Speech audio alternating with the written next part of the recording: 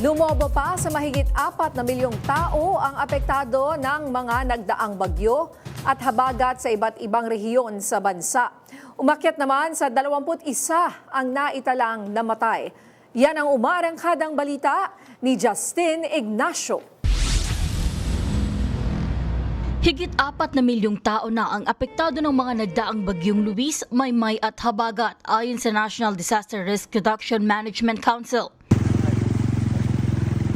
Katumbas ito ng higit 1.2 milyong pamilya mula sa Regions 1 to 5, Calabarzon, Cordillera Administrative Region, NCR at Mimaropa. Ayon sa ulat ng Office of the Civil Defense, ngayong Biyernes, August 14, umakyat na sa 21 ang namatay.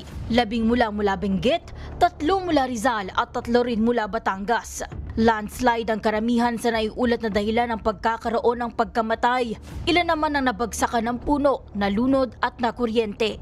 17 naman ang naiulat na sugatan, kung saan 12 rito ang mula Benguet, 2 mula Abra, habang tig-isa naman mula Ilocos Sur, Rizal at Cavite. 3 ang naiulat na nawawala mula sa Pangasinan, Batangas at Quezon. Ayon sa OCD, mayroon silang higit 500 evacuation centers. Higit 14 na pamilya ang namamalagi rito o katumbas yan ng higit 51,000 katao. Pumalo na rin sa higit 1,000 mga bahay ang naiulat na nasira. Naitala naman sa higit 2 bilyong piso ang napinsala sa infrastruktura, dulot ng bagyo at habagat. Habang higit 300 milyong piso sa agrikultura. Ayon sa OCD, namamahagi na ang pamahalaan ng higit 400 milyong piso sa ngayon.